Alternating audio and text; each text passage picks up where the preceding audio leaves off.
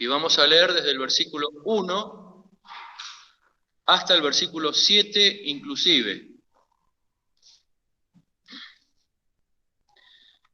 Dice así la palabra de Dios.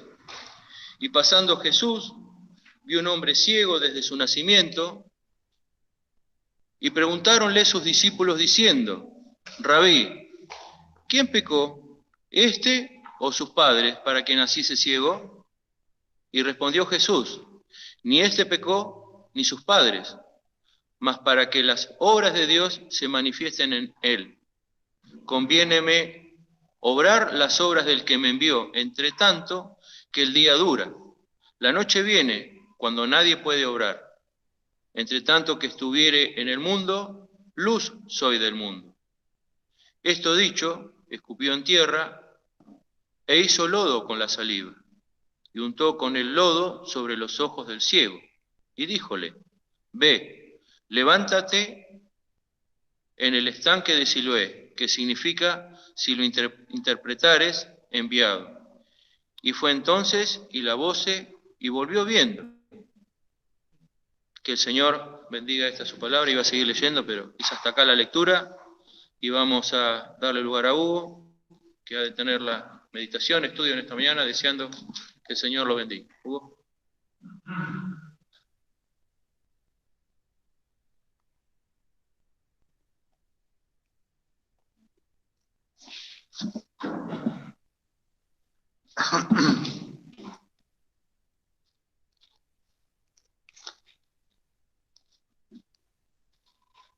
Buen día, hermanos. Los invito a agregar algunos versículos a estas lecturas.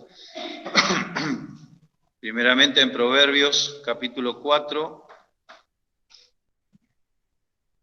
Proverbios capítulo 4, versos 18 y 19. Antiguo Testamento, página 665.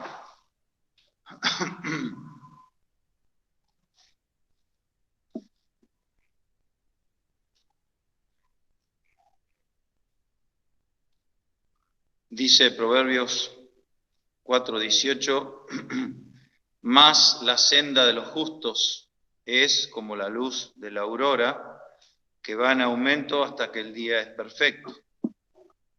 El camino de los impíos es como la oscuridad, no saben en qué tropiezan. Luego podemos ir al Nuevo Testamento, San Juan capítulo 3.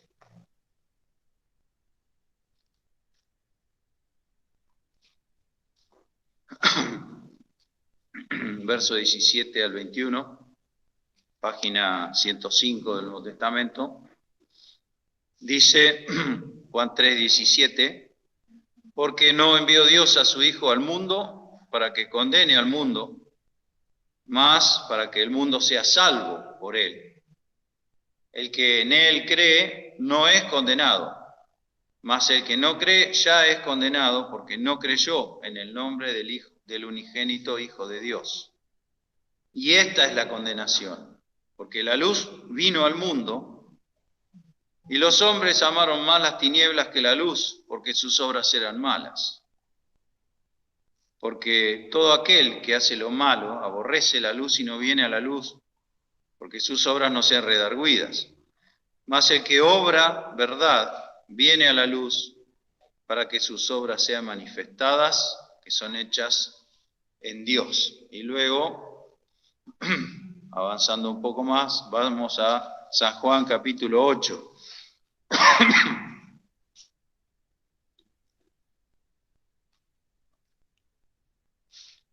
Dice el verso 12, y hablóles Jesús otra vez diciendo: yo soy la luz del mundo.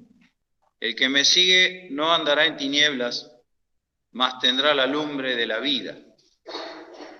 Entonces los fariseos le dijeron: tú de ti mismo das testimonio, tu testimonio no es verdadero. Luego, el verso 31 de este mismo capítulo dice: y decía Jesús a los judíos que le habían creído: si vosotros permaneciereis en mi palabra, seréis verdaderamente mis discípulos y conoceréis la verdad, y la verdad os libertará. Y respondiéronle, simiente de Abraham somos y jamás servimos a nadie. ¿Cómo dices tú, seréis libres? Hemos leído al principio, leyó nuestro hermano Julio, el capítulo 9, verso 1 a 7, en donde el Señor Jesús se detiene para sanar a un ciego de nacimiento. Y como dijera Carlos el domingo pasado, la división en capítulos de la Biblia se ha hecho para facilitar su lectura, digamos, pero nunca debemos olvidar que es todo un escrito corrido y que, como pasó con el capítulo 7 y 8, el capítulo 8 y 9 están indisolublemente, por así decirlo, relacionados. Porque el Señor está en una de sus batallas contra los religiosos del pueblo de Israel que gobernaban la sociedad israelita, aunque eran vasallos de los romanos, la gente del templo, los fariseos, los escribas y demás, los príncipes de los sacerdotes, gobernaban la sociedad hebrea y decían ellos lo que se hacía y lo que no se hacía. Estos hombres notablemente eran religiosos, eran personas que se apartaban del mal, eran a la vista de los hombres eran muy justos, pero es notable que las principales discusiones que tuvo el Señor fue con ellos, justamente, con aquellos que deberían haber creído primeramente que nadie, con el conocimiento que tenían, en el Mesías, en el Hijo de Dios. Y estas palabras, conoceréis la verdad y la verdad os libertará, nos dice el verso 31 que decía Jesús a los judíos que le habían creído. Es una cosa notable que luego se rebelan, habían creído, pero luego se sublevan, se rebelan contra el Señor y se ponen a sí mismos como simiente de Abraham y jamás servimos a nadie y hacen una especie de barrera con sus palabras para que no entre en su corazón la luz del Señor. Pero decía, la relación entre capítulo 8 y 9 es directa, porque el Señor está tratando, por así decirlo, de convencerlos de que Él es la luz, como dice en el versículo 12 de Juan 8, yo soy la luz, el que me sigue no andará en tinieblas. Y entonces estos hombres están rechazando la luz de Cristo. Y no hay forma, le busca la vuelta, por así decirlo, por varios lados, y no hay forma de que esta gente lo reconozca y lo entienda como el Hijo de Dios. Al punto que al final del capítulo 8, el Señor le dice directamente, hablando del Padre, en el verso 55, no le conocéis, mas yo le conozco. Si dijere que no le conozco, seré como vosotros mentiroso, mas le conozco y guardo su palabra. Abraham, vuestro padre, porque ellos se decían a sí mismos, somos simiente de Abraham, vuestro padre se gozó por ver mi día y lo vio y se gozó. Dijéronle entonces los judíos, aún no tienes 50 años y has visto a Abraham. Díjoles Jesús, de cierto os digo, antes que Abraham fuese, yo soy. Fíjense el uso de los verbos que hace el Señor. Antes que Abraham fuese, diríamos nosotros, yo era. Pero no dice eso, dice yo soy, hablando de su eternidad y de estar presente en todo momento y en todo lugar. Es decir, se presenta a sí mismo como el Dios Todopoderoso y el Dios eterno. Entonces, tomaron piedras para tirarle.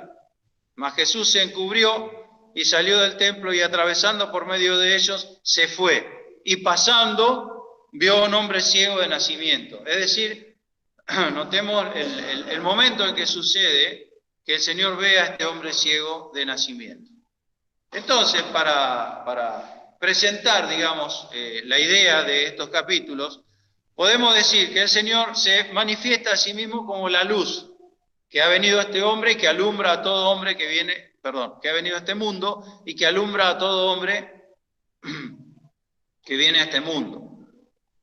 Y también dijo el Señor a Nicodemo, que era uno de ellos al principio, que los hombres, cuando la luz vino, los hombres rechazaron la luz porque sus obras eran malas. Entonces el Señor, podríamos decir, cuando ellos ya no aceptan más sus palabras, porque como bien les dice, mi palabra no cabe en vosotros, ustedes están llenos de algo que hace que la palabra mía no quepa en vuestros corazones. ¿Por qué? Porque vosotros, le dice en el versículo 44, de vuestro padre el diablo sois y los deseos de vuestro padre queréis cumplir.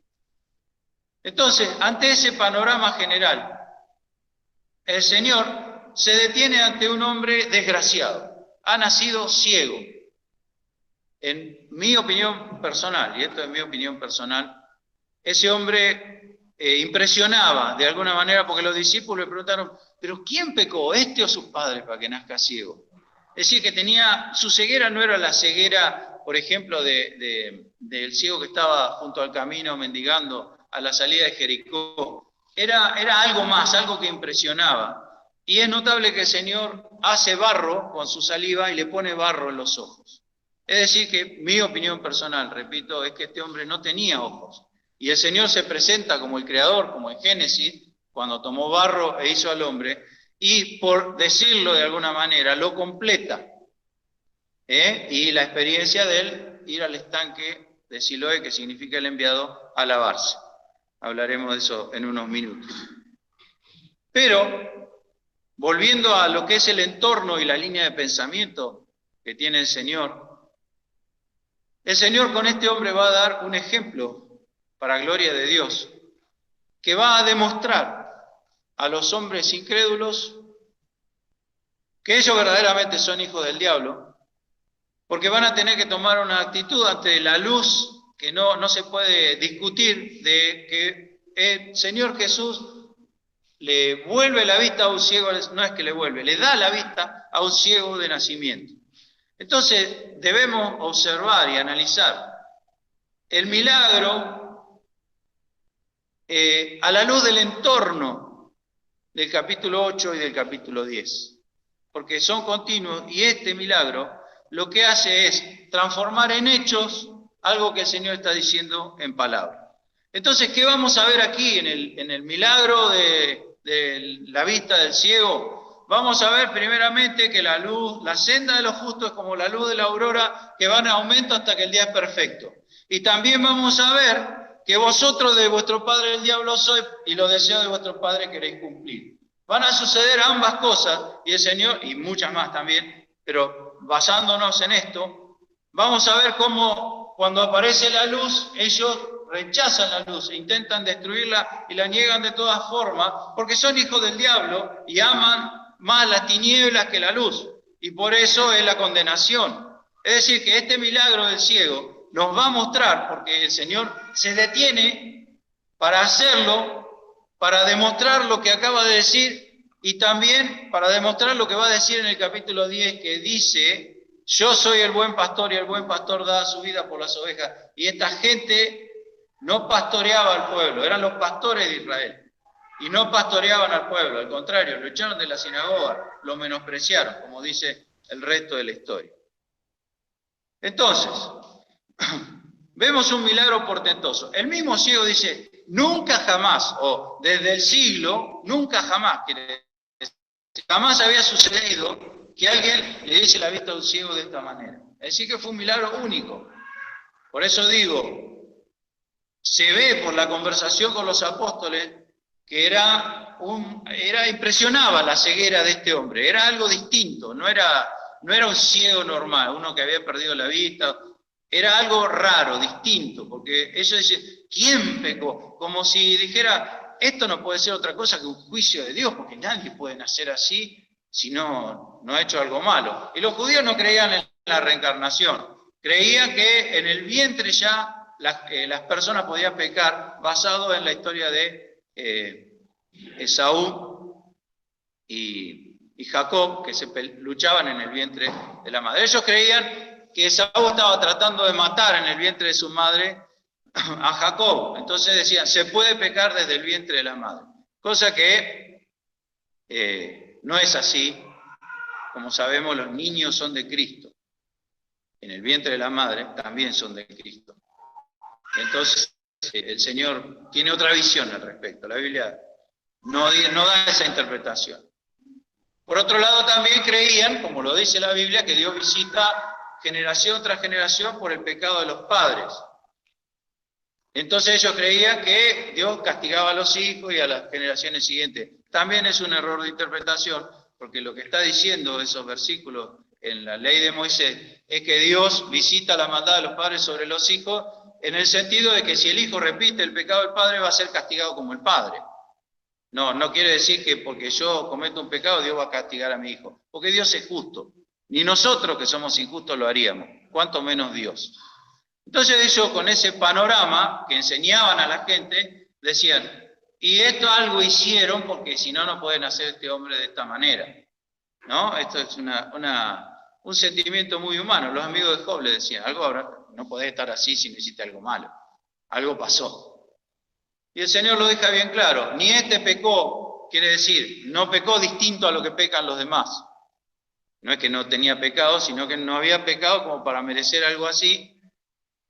Ni este pecó, ni sus padres, sino, dice el Señor, para que las obras de Dios se manifiesten en él. Ahora fíjense cómo ve Dios y cómo vemos nosotros. El Señor dice, los discípulos, vamos por los discípulos primero. Los discípulos y toda la gente decían, qué desgracia que es esto, qué pena que es esto, qué horror. Y Dios dice, esto es para gloria de Dios. Las dos visiones, ¿no es cierto? Entonces muchas veces vamos a empezar a sacar enseñanza de esto. Muchas veces nosotros vemos la desgracia, muchas veces vemos las cosas tremendas que pasan en este mundo y muchas veces nos pasan cosas. Tenemos dos maneras de verlo, aquí lo enseña la palabra de Dios. Lo podemos ver como lo veía el pueblo y los discípulos, porque preguntaron, y decir, qué tremendo que es esto, qué desgracia, qué desgracia. Hay gente que vive toda su vida llorando su desgracia, que no es, podríamos decir, no podemos condenar a alguien que llore su desgracia, pero eso es la tiniebla, la oscuridad. Cuando uno viene a la luz, porque el Señor lo dice acá, conviéneme obrar las obras del que me envió, entre tanto que el día dura, la noche viene cuando nadie puede obrar. O sea, el día aparece la luz. Cuando se ve la luz, la desgracia que lloramos se puede transformar en la gloria para Dios. Entonces vamos a la luz para que lo que me provoca llanto y dolor se transforme en gozo por ver la gloria de Dios. Tomemos esa actitud, ¿no les parece? Se habla mucho en este mundo de los pensamientos negativos y demás. Se exagera con eso, porque por más que yo piense muy bien todo, si no tengo fe en Cristo, mis pensamientos van a morir en donde me duele, en la desgracia que yo tengo. Pero si yo tengo una verdadera visión de lo que es la luz de Dios, todo aquello que produce pena, dolor y desgracia, una enfermedad, una muerte, dolor y desgracia estamos hablando, no era cualquier cosa, la ceguera de este hombre.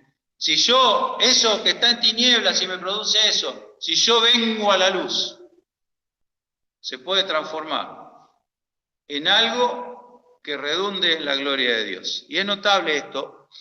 Hay una palabra, cuando Dios crea los cielos y la tierra y crea el sol y la luna, dice para que rijan en las estaciones, ya lo hemos dicho alguna vez, para que rijan sobre las estaciones, dice, que haya día y noche y también que haya verano, invierno, otoño, primavera, etc. Eso lo regula el sol y la luna. Pero la palabra estaciones tiene un significado más amplio, porque habla de citas, de una cita previamente establecida. Es la palabra moadim, que habla de citas establecidas. O sea, el sol, ya sabemos, el sol rige el tiempo. Entonces tiene citas establecidas que nos determinan si es verano, invierno, día o noche. Pero también al tabernáculo, el Señor le llamaba el tabernáculo de reunión, y es la misma palabra. Es el lugar donde yo tengo una cita con Dios. ¿no? Y por eso siempre decimos, cuando yo veo el sol salir, debo recordar que tengo una cita con Dios, porque el sol me está marcando un moadim, las citas con Dios, las estaciones, los momentos en que yo tengo que encontrarme con Dios. ¿Por qué digo esto? Porque este hombre que había nacido ciego, no sabemos su edad, pero era un hombre, edad tiene, preguntarle a él, dicen sus padres, así que era una persona mayor de edad por lo menos. Este hombre sentado ahí mendigando a la salida del templo, él no sabía, pero Dios sí, que más preciso que el sol que ha creado, sabía que ese día se tenía que encontrar con ese hombre. Y ese hombre ese día se tenía que encontrar con Jesucristo. Entonces nosotros podemos, quizá era un día más para él, no había diferencia porque para él todos los días eran iguales, porque era ciego, nunca había visto la luz, y lo único que hacía era negar. Para él quizá era un día igual al otro, pero para Dios no, porque ese día era el día de la cita en la cual se tenía que encontrar con este hombre y este hombre se tenía que encontrar con Jesús. Así que, hermanos, si nosotros revisamos nuestra experiencia espiritual, nos vamos a dar cuenta que quizá mi primer encuentro con el Señor Jesús fue en un día cotidiano, en un día como los demás. Pero ese día fue distinto porque Dios apareció y me cambió la vida. Porque Dios nunca falta a la cita. Él sabe cuándo tiene que venir delante de nosotros. Así que el Señor está discutiendo con todos los religiosos. Lo que me llama la atención es en el verso 31 del capítulo 8, dice, Jesús le decía a los judíos que le habían creído. Ellos se acercaron a la luz. No olvidemos que el entorno de todo este pasaje, capítulo 8, 9 y 10, el entorno, lo que tiñe, podríamos decir, todos los hechos y palabras que están aquí, es Jesús es la luz del mundo. Entonces, cuando ellos se acercan a la luz y creen, la luz manifiesta lo que está oculto en sus corazones. Y le dice el Señor, conoceréis la verdad y la verdad os libertará. Y saca de adentro del corazón de estos hombres una soberbia y un orgullo que hacen que estando a las puertas del cielo, permítanme decirlo así, ellos retroceden y dicen, jamás amemos a nadie. No me toques eso. Yo soy linaje de Abraham. Cuando la Biblia establece claramente que los que son de la fe son linaje de Abraham. Somos el linaje de Abraham. No por la genética, por la semilla o la simiente, como le dice el Señor. Eso es las estrellas del cielo que Dios le mostró a Abraham. Si las puedes contar, así será tu simiente. La simiente espiritual de Abraham. Ellos se atribuían eso, con lo cual lo hacía más culpables todavía, porque nada que ver ellos con Abraham. Abraham se gozó por ver mi día, allá lejos en el tiempo. Dice, no tiene 50 años y ya dice que viste a Abraham. O sea, una ignorancia ya que no se puede creer, ¿no? Entonces este hombre nos va a demostrar dos cosas. Cómo es la senda de los justos que van a aumento hasta que el día es perfecto, que es como la aurora. Y también cómo es el corazón empedernido que es hijo del diablo, en el sentido de que quiere hacer la voluntad del diablo, y cómo trata el diablo a aquellos que creen en el Señor. En primer lugar dice que el Señor se detuvo, aunque querían apedrearlo y demás, dice, se encubrió y salió del templo y atravesando por el medio de ellos se fue. Dice al final de este pasaje, para que los que no ven, vean, y para que los que ven sean cegados. Ahí tenemos el caso, pasó entre medio de ellos y ellos no pudieron verlo, y estaban con las piedras en la mano para apedrearlo, para que los que ven sean cegados, en ese sentido. Entonces, este hombre empieza no solamente siendo ciego, sino no diciendo ni una sola palabra. Está ahí sentado, se acercan los discípulos con el Señor y empieza un diálogo entre los discípulos y el Señor y no se registra nada que él haya dicho. Entonces, sin decirle nada a él, el Señor hace el barro con su saliva y le pone sobre los ojos. El ciego no dice nada. Y escucha la palabra del Señor que le dice, ve, lávate en el estanque de Siloé, que significa, si lo interpretares, enviado o apóstol, esa palabra, en ese sentido, enviado por Dios. Fue entonces y lavóse y volvió viendo, ni una sola palabra. ¿Qué hacía este hombre? No podía ver, pero sí podía oír. Y sabemos que la fe viene por el oír, y el oír viene por la palabra de Dios. Es decir, que él estaba escuchando al Señor. Había algo en esa voz que él escuchaba que hacía que él obedeciera. Tenía la semilla de la fe en el corazón. Pero hasta, no sabía nada, no conocía, no sabía quién era. Después lo llama, el hombre que se llama Jesús hizo lodo y me puso en los ojos. El hombre que se llama Jesús, alguien le dijo, fue Jesús el que hizo eso. Entonces, a veces, justamente en los estudios de bautismo hablábamos la vez pasada de esto. Nosotros cuando conocemos al Señor no sabemos mucho, no conocemos, no tenemos un gran conocimiento, salvo excepciones, ¿no es cierto? Si se convertía uno de estos, de los fariseos, sí sabía mucho, como pasó con Pablo, porque había estudiado. Pero en términos generales, cuando nosotros conocemos al Señor, no sabemos mucho, Y por eso dice que es como la aurora, que va en aumento hasta que el día es perfecto, hasta que el sol está arriba. Entonces, este hombre nos muestra cómo va en aumento hasta que el día es perfecto, su experiencia, aunque fue muy breve. Porque él lo primero que hace es oír y obedecer, nada más. Era casi intuición, permítame decirlo así. Él va caminando hacia el estanque del enviado. Pero mientras sucede eso, el Señor está poniendo en forma gráfica lo que ha estado hablando en el capítulo 8 y anteriores con los religiosos y los fariseos. El Señor toma a un hombre ciego desde su nacimiento. Nosotros, en ese sentido, nacemos ciegos desde el nacimiento, en el sentido espiritual. Y le pone barro delante de sus ojos, más ciego aún, si se quiere, porque además de estar ciego, el Señor le agregó algo que le impedía más todavía la visión, si la hubiese tenido, que no tenía nada, pero eso sellaba, impedía todo. ¿Qué era lo que hacía falta para que esa ceguera, que ahora la entendemos como una ceguera espiritual también, en el sentido de que Dios está, como digo, demostrando lo que es Él, que es la luz que viene a este mundo? ¿Qué necesitaba este hombre para solucionar su problema? Obedecer e ir al estanque de Siloé, al enviado. Por eso Juan dice, fíjense cómo se llama este estanque, porque esto es importante por podríamos decir, por la parábola que está haciendo el Señor con esta historia. Todo hombre que nace tiene que ir al estanque del enviado para recibir la vista y para ver la luz. Volvió viendo. Y esa experiencia era a la que él se aferraba, porque él no conocía más que eso. El hombre que se llama Jesús hizo lodo y me puso los ojos y me mandó al estanque y volví viendo. Y le dice a los religiosos, ustedes digan lo que quieran, en otras palabras, pero yo sé una cosa. ¿Qué es lo que sabía? Que yo era ciego y ahora veo.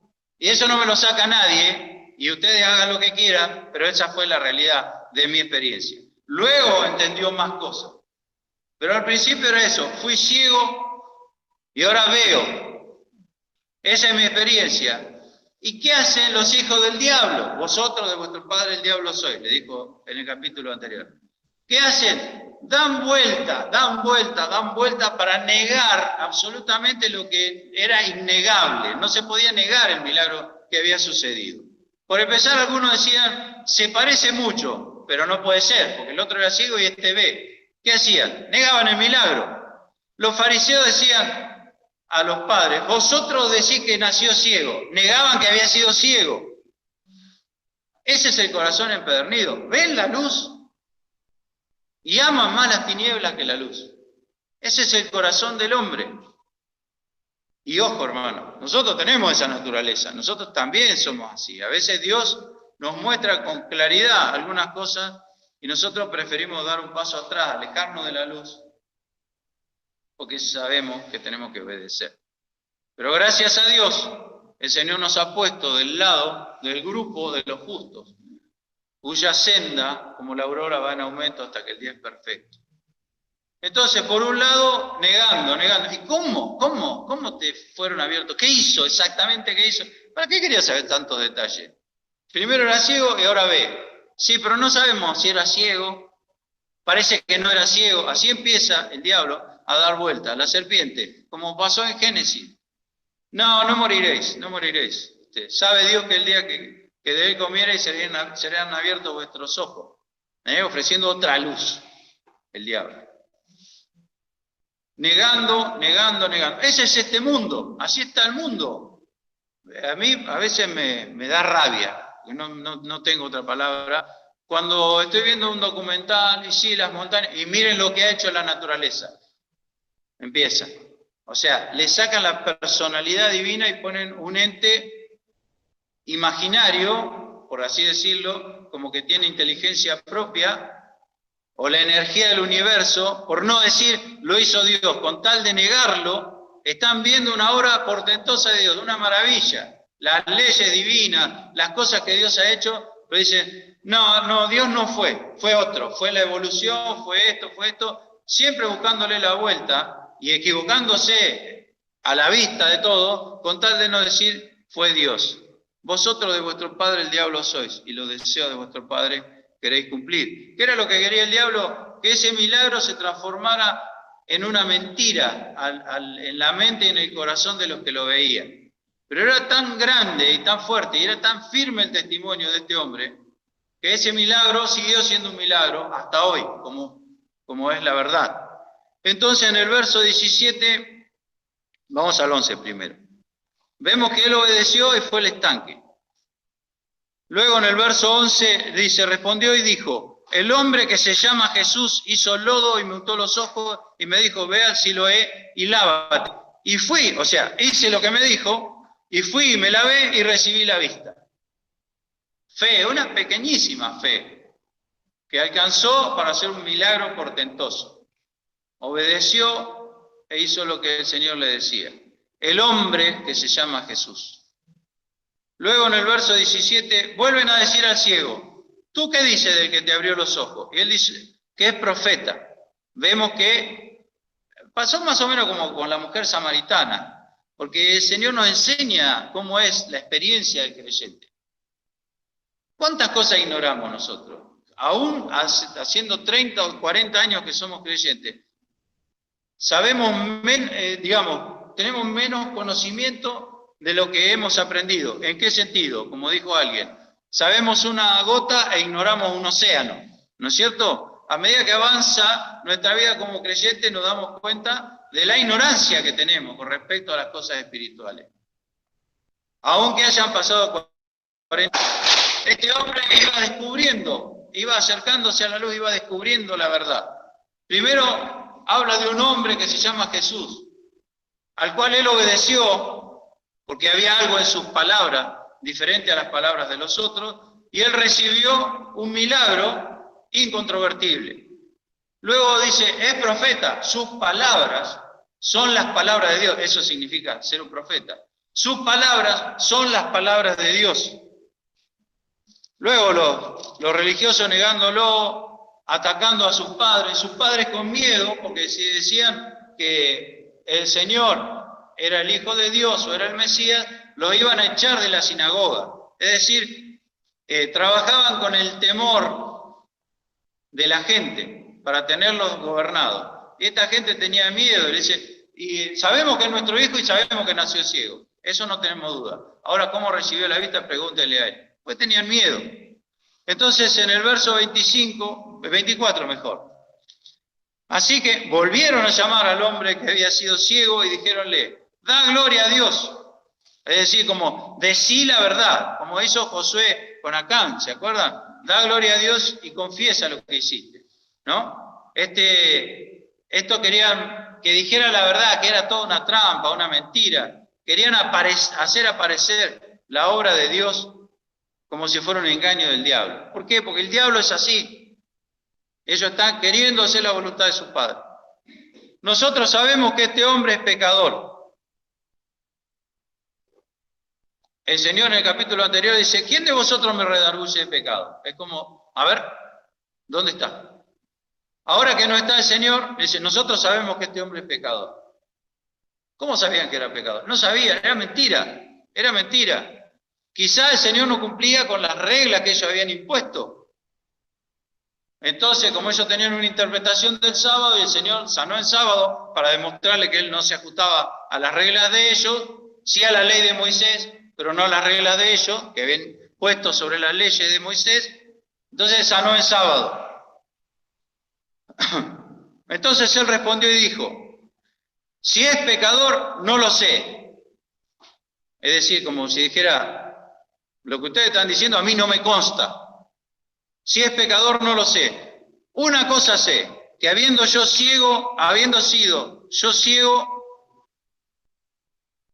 ahora veo.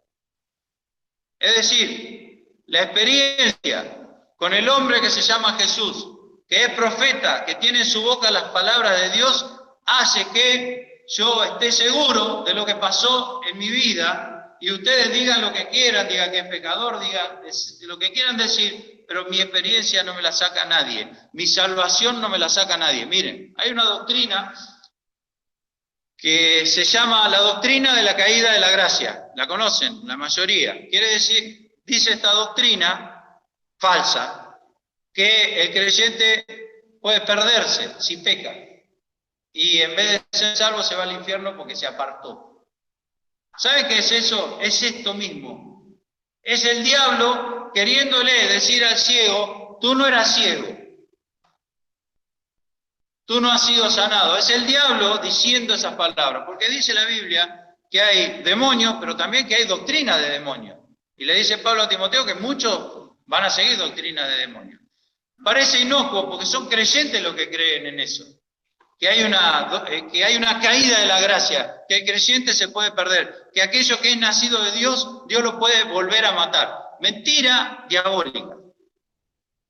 No hay escalafones en el cielo, no es que uno creyente, permítanme decirlo de esta manera, no es que uno creyente vamos a estar por ser fieles frente a la presencia de Dios y otros vamos a estar por ser infieles en la espalda de Dios, por así decirlo.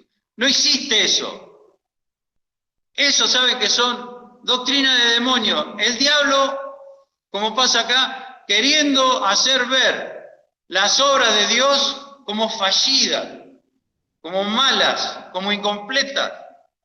Entonces, dice, yo sé una cosa, que yo antes era ciego y ahora veo. Y ese hombre tiene las palabras de Dios en su boca. La senda de los justos es como la luz de la aurora. Va en aumento hasta que el día es perfecto. Tiene que ir en aumento, porque el sol no se frena, no se detiene, ni retrocede en ningún momento. Siempre va en aumento. Entonces, mi experiencia también tiene que ser así, porque así dice la palabra de Dios. Y también dice que los impíos no saben en qué tropiezan, porque están en tinieblas. No hay senda luminosa para ellos. Luz está sembrada para el justo y alegría para los rectos de corazón. El tribunal de Cristo va a hacer una limpieza previo a las bodas del Cordero. Va a presentar a la iglesia, al tribunal de Cristo, los ojos como llama de fuego de Cristo. Van a quemar todo lo que no sirvió en mi vida, todo lo que hice, aunque lo haya hecho en nombre de Dios, pero que lo hice en la carne, lo van a quemar. Y así la iglesia va a ser presentada delante de Dios sin mancha, sin contaminación y sin arruga ni cosa semejante. Y nos dice Apocalipsis que la iglesia aparece ataviada como una esposa para su marido. Entonces no hay posiciones de privilegio, ni hay falta de privilegio. El cielo es uno. Delante de Dios vamos a estar todos, porque antes de llegar vamos a ser purificados por el tribunal de Cristo, antes de presentarnos delante de Dios. ¿Por qué es menester que todos parezcamos o estemos presentes en el tribunal de Cristo? Y la obra de cada uno será probada por el fuego. Dice, y si fuere quemada la obra, Él, empero, será salvo, mas así como por fuego. No existe la caída de la gracia, no existe los privilegios en el cielo conseguidos por mérito propio, por mi propia santidad. Yo no tengo santidad, no tengo santidad natural. Estos hombres por eso preferían su propia luz, una vela triste de santidad antes que la santidad de Cristo. Entonces, lo dice terminantemente la palabra de Dios, sin santidad nadie verá al Señor. Si yo no tengo lo santo de Él dentro mío, yo no voy a ver a Dios, estoy perdido. No es que si hago lo mejor posible para ser santo, voy a ver a Dios, y si no hago lo mejor... Mentira, eso, no existe la meritocracia en el cristianismo. Es mentira, es una doctrina de demonio esa, como la caída de la gracia. Estos hombres eran meritocráticos, querían acercarse a Dios por sus medios, por su propio valor. Y cuando se acercaban a la luz, empezaban a verse todas las cosas horribles que tenían. Entonces, en vez de decir, confesar y entregar, ¿qué hacían? Rechazaban y se apartaban. Que no nos pase eso, hermano. Aunque seamos salvos, aunque nadie nos va a quitar lo que tenemos, que no nos pase que no queremos arrimarnos al Señor para que no se vean lo que somos.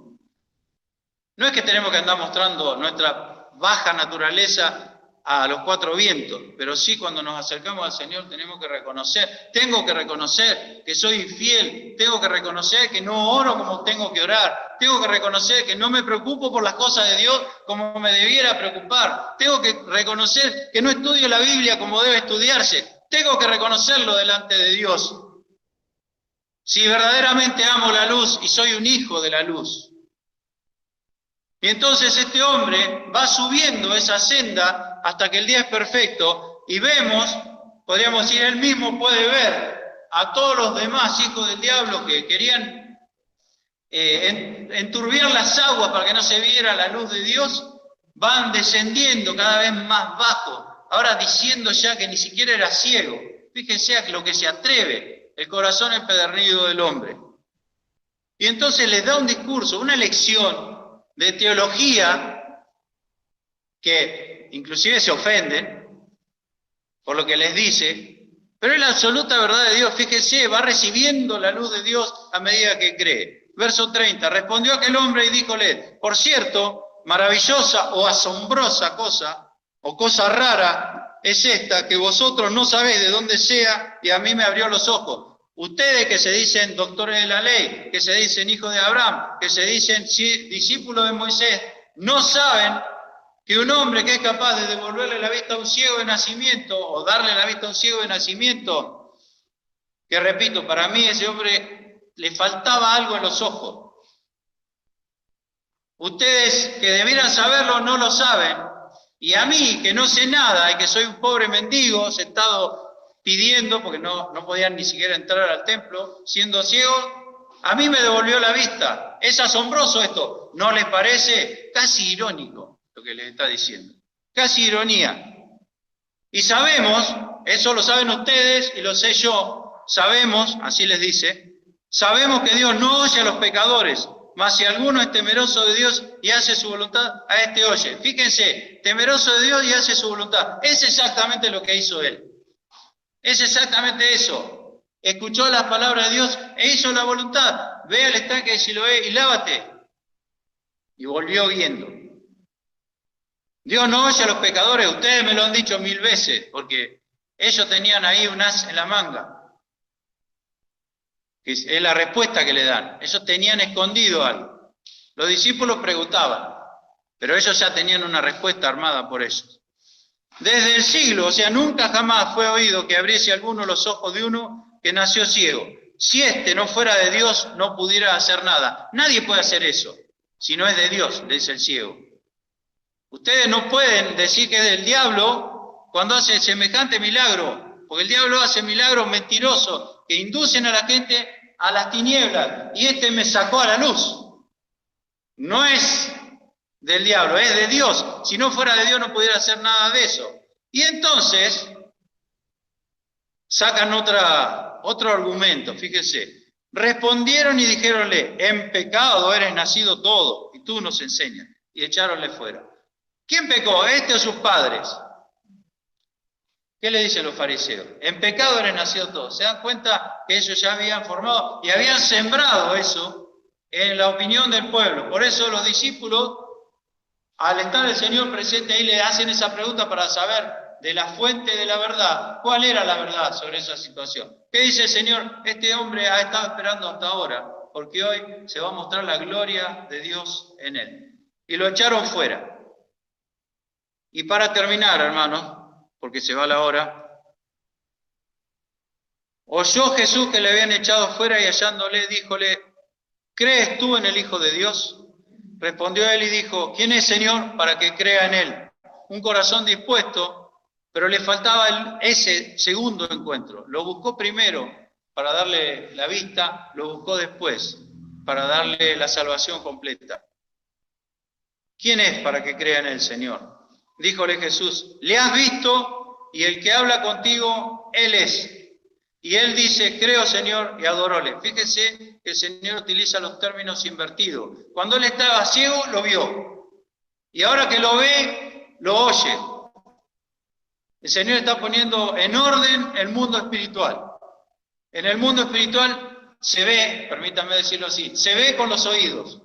Porque se oye la palabra de Dios y se hace la luz en el corazón. Y ahora lo estás oyendo porque ya tienes la luz y lo estás viendo. El que habla contigo, él es.